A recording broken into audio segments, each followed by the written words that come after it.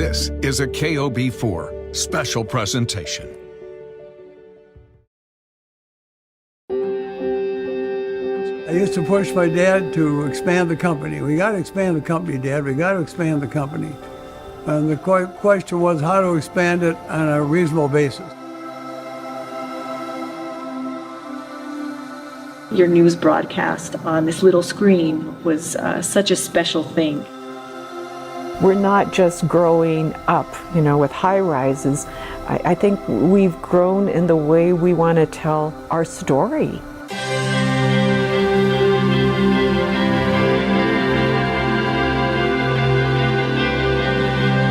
Our news film staffers go almost everywhere, shoot almost everything from almost every angle. The music, the food, the sayings, the stories, all of that stuff makes us who we are. It was a place where you did know everybody and everybody was connected. And to me, KOB is still that place.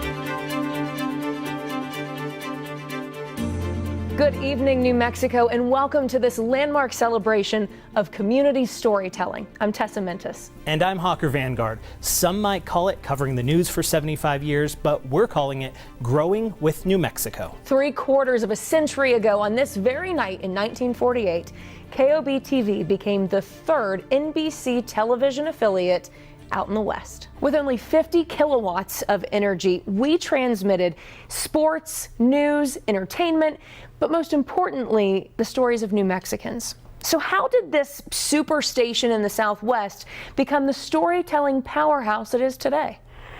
Today the guns are silent. Echoes of World War victory pulsed through the airwaves and the minds of New Mexicans in the late 1940s. As dust settled on the battlefield, a clear picture emerged: the future of storytelling. Local television news was born.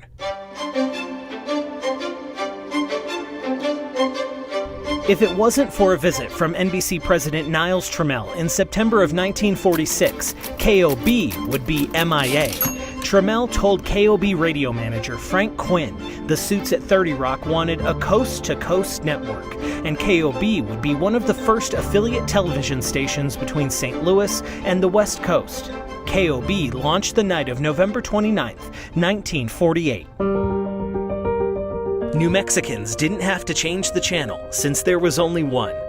Variety shows, sports, and newsreels from around the country, all on Channel 4. But our station's founder, Tom Pepperday, felt something was missing.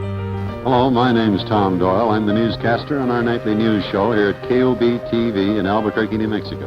1951 brought a local connection to New Mexico viewers, with Bob McCoy on weather, Tom Doyle from the anchor desk, and later Something for the Kids with Glenn Campbell and Dick Bill's K-Circle B Time. When we went to KOB, looked at the station, looked at Albuquerque, came back to St. Paul, Minneapolis, Minnesota, and told my dad, you know what, we ought to buy this television and radio station. Hubbard Broadcasting purchased KOB in 1957, accelerating the dawn of a technologically charged era of storytelling. Hubbard being Hubbard, they wanted to get us all the latest and greatest toys. You could actually run the processor faster and get the film out more quickly, but it still took 20 or 30 minutes. Video recording and tape brought the news to viewers faster, and Minicam brought those pictures live. To get the signal on the air, you beamed it up to the crest, and there was an engineer, and you actually literally had to pull the plug out of here and plug it into there. When the news reached further than the Sandia transmitter, telling the world's stories became difficult, especially during times of international conflict, like the night Saigon fell. I was running back to the newsroom and literally ripping copy off of the teletype and running into the studio and handing it to the anchor who was reading it cold on the air. It was the conflict and the upheaval of what we knew as normal in the 1970s that embodied a shift in society and in the newsroom. When I was hired, I was one of only 2 full-time women in the news department. By the time I left, the reporting corps, it was probably 50-50. It was a very rapidly changing era.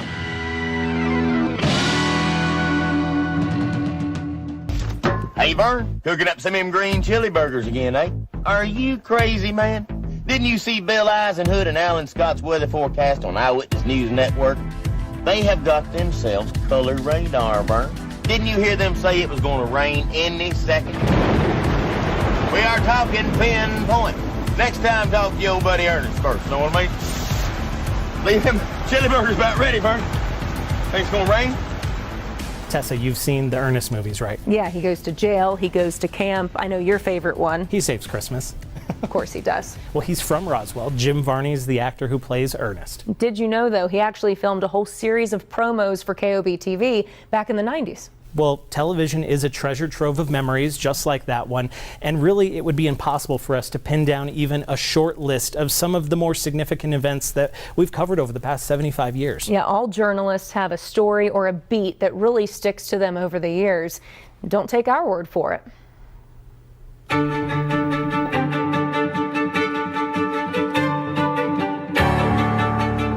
The way journalists tell stories is unique.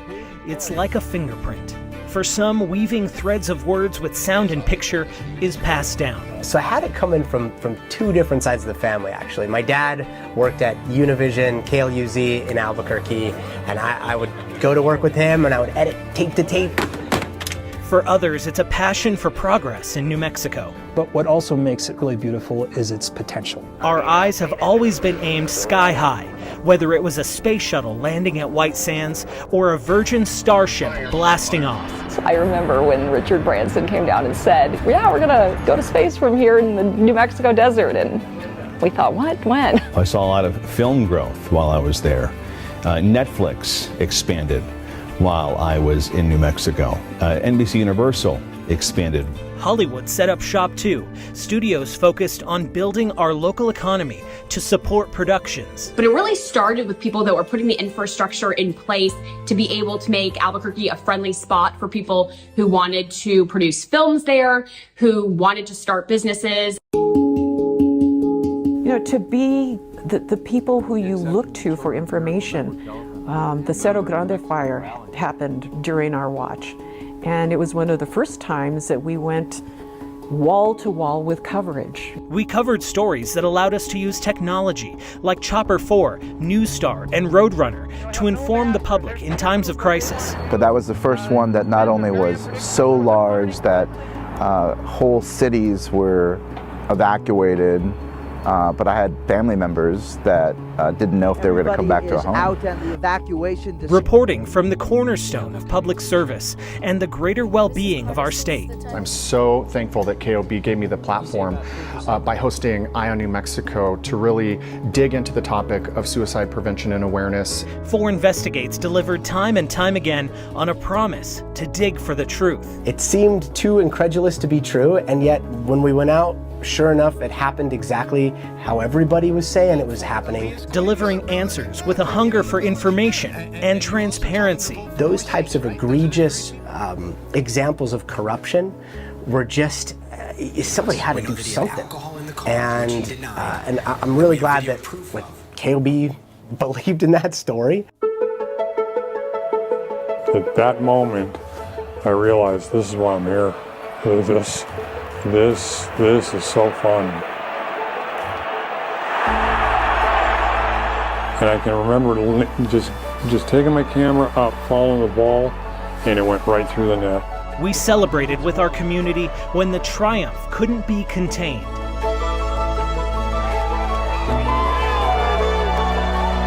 We continue to encourage the next generation of journalists and embrace new technology, guaranteeing someone will always be there to tell your story. I truly believe that we need to learn from younger people the way they communicate to each other and try to connect with them on that level. Tom, Carla, JP, Monica, Stucker. We brought them all back together to reminisce about New Mexico and all that we've covered over the past 75 years. That's coming up. It's just reality, right? I mean, you know it's going to happen sooner or later. We were just We're talking about Oscar winner Goldie Wiltberg. Oh, yes. Hi, everybody. A raspberry center and bustard outer ring. I just got tongue-tied and mixed it up. I was the producer of the newscast the night that happened. All of a sudden, out of nowhere, this guy comes flying in with a pie. Taking all of Tom's stuff and putting it in the vending machine was definitely a highlight. Instead of these horses, we had somebody coming out in a Ford Mustang, driving a car. Here's a look at what's coming up next on NBC's Today Show. She was jumping around. The thing was like that big. Tom Jones, with the fly on his forehead. You see it landing right on my forehead. So I didn't know anything till I got back to the station and they showed me. And Joel's just walks over and he punches a spider. We were a family, and as such, there was a lot of laughter and a lot of love.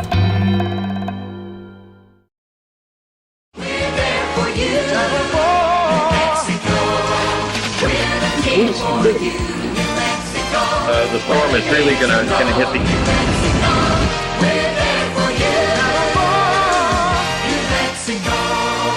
If you grew up in New Mexico, or you just spent any portion of the last 20 years in our beautiful state, you know there are some legacy names that have passed through this very studio, each with a unique perspective on how your stories impacted their long careers. Danielle Tedesco and Hawker Vanguard had the opportunity to get together with some of these storytellers you grew to trust and love.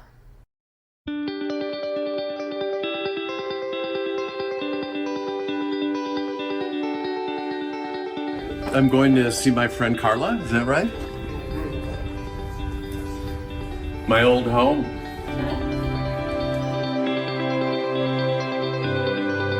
No, but you look the best. No, I don't know about that. Oh. When was the last time you were near? The silver fox. You never ate. Okay, go back here and give it a shot. Yeah. We'll make up the news. Something for you to report on. It's the breaking news. Wow! In the studio. How are you? It's been just a couple of days and you've seen so many people. It's been crazy. Yeah. Yeah. Well, wonderful. How are you? Very good. How are you? Excellent. What the hell heck is that? This is called the You Can't Tell Me Not to Shave. Okay. And what's the biggest thing you've learned? Hey! Monica! Oh my God, this. We should have left you half of here. No, I have.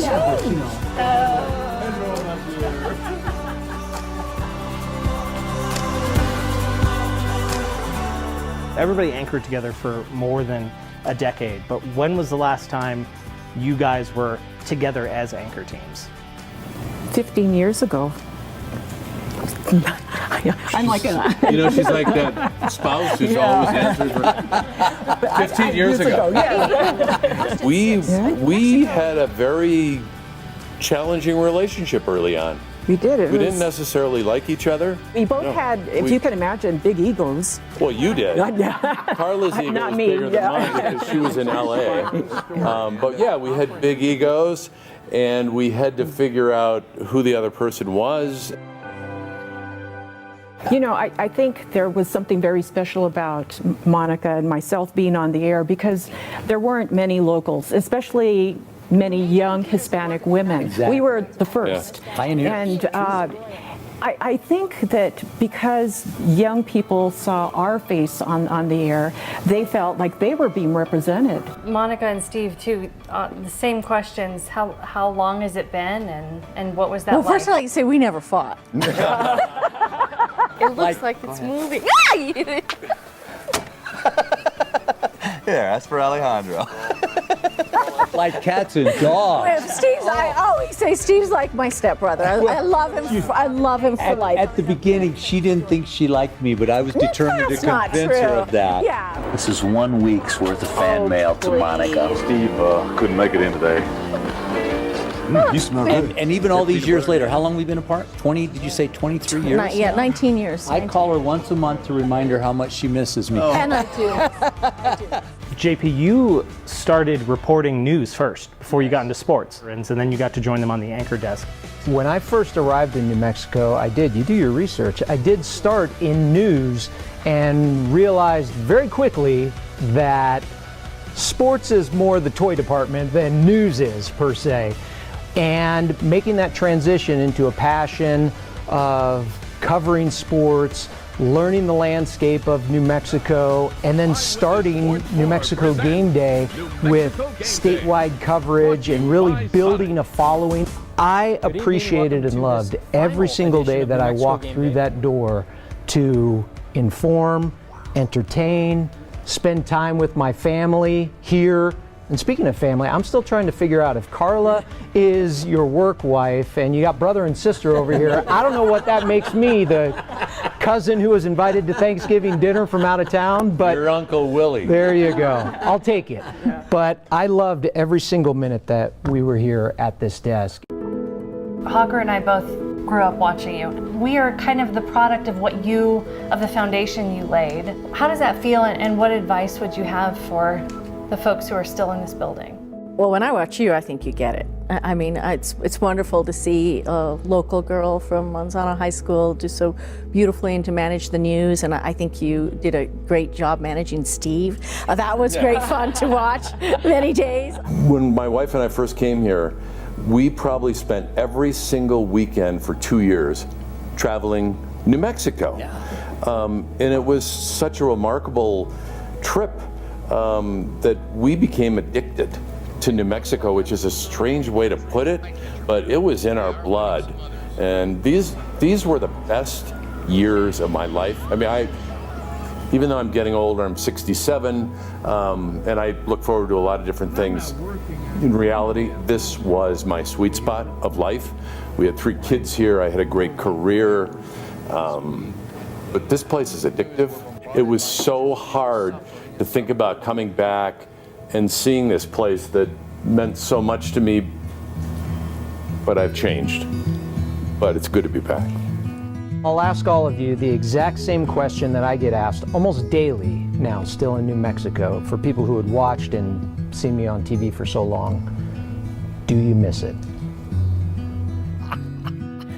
I don't miss, the daily grind. I don't miss, it's changed, so it would be a whole different environment. I miss all of you. I miss the people. I miss the camaraderie we had here. And I do have to say, you're seeing our faces up here, but it's the production people, it's the sales people, it's the, Lilia who's up front. It is all of those people who come together to put the product on the air and who made us look good. So, we were a family, and I salute them all. And that's what I miss, JP, is the interaction with the people.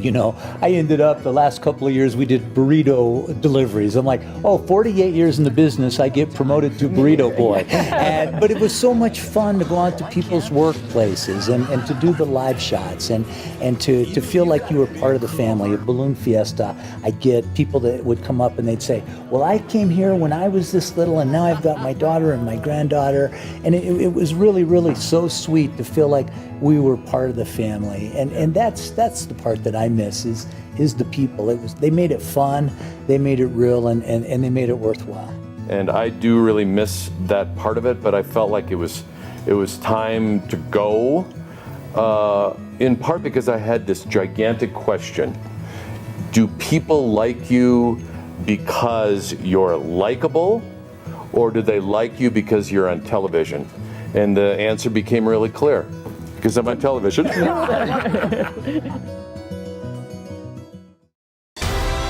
Hi, I'm Jessica Cartelia. I was an anchor reporter at KOB about 20 years ago. I started at KOB when I was just 23 years old. I made friends who I am still very close with today. It was really just the people who stood out the most. Incredible journalists like Tom Joles, Carla Aragon, and Robin Marshman. But congratulations, KOB, on 75 incredible years. Cheers to you.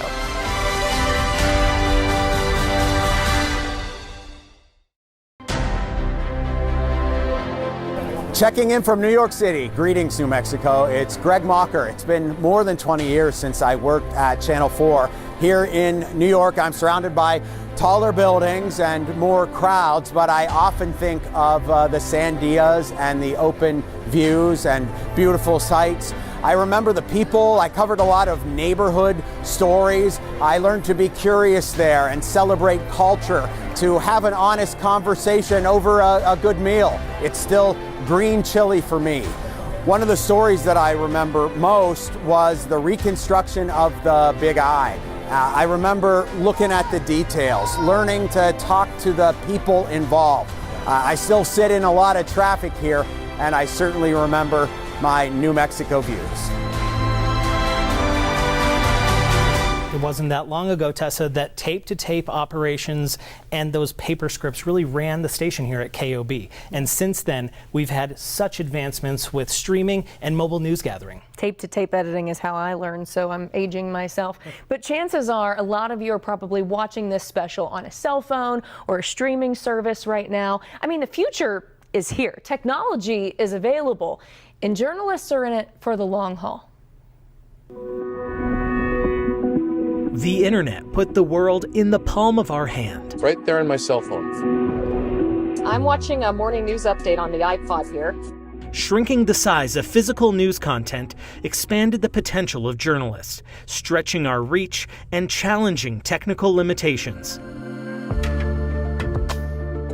Now news is instant. The deadline is no longer 10 o'clock at night, the deadline is now. And for the first time ever, journalists are delivering the news in real time. There's a continued push to give people information immediately, but at the same time, people really have a desire to understand really what is going on at a contextual level. Storytelling is about feeding curiosity, but social media is further changing how we share those stories. I would tell somebody that's just starting out in the business that you have to keep an open mind, you have to be willing to adapt, and you have to think outside of the box. But I've always said, journalists should always just be concerned with the journalism they produce.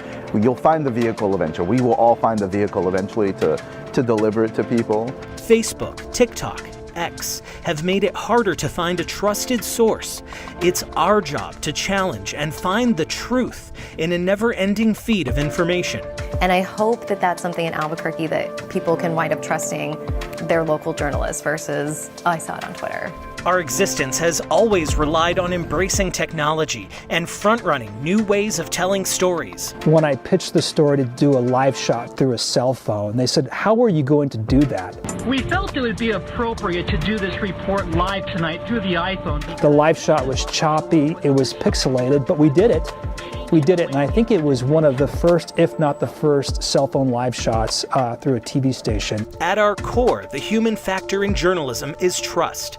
That sets us apart from the bots and the algorithms. That is always going to be the core, the nucleus of a story, is someone's human experience, no matter the medium, whether it's social media, print, or television, or radio. It's the stories and connections we forge with people just like us, just like you, that make journalism future-proof.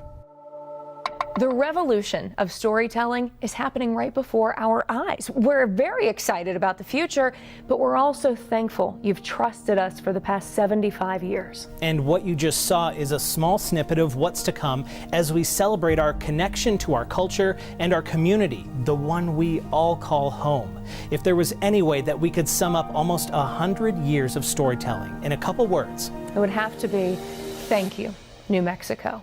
And we hope you'll stay tuned for the next 75. More than 100 Vietnam veterans were arrested today. I actually agree with you that he would not want to try it again either. The arrival back home in Albuquerque. You have 3 reporters right outside.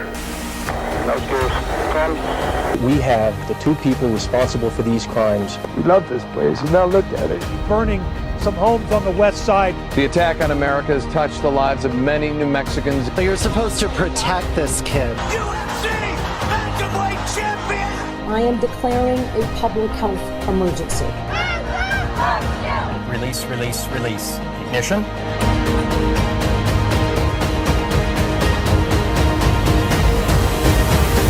That then is our story. We hope you feel as we do that there are many TV stations in major markets, even with sizable staffs, that don't give their viewers the intensive, aggressive coverage that KOB TV Albuquerque, New Mexico delivers with its 3-man staff.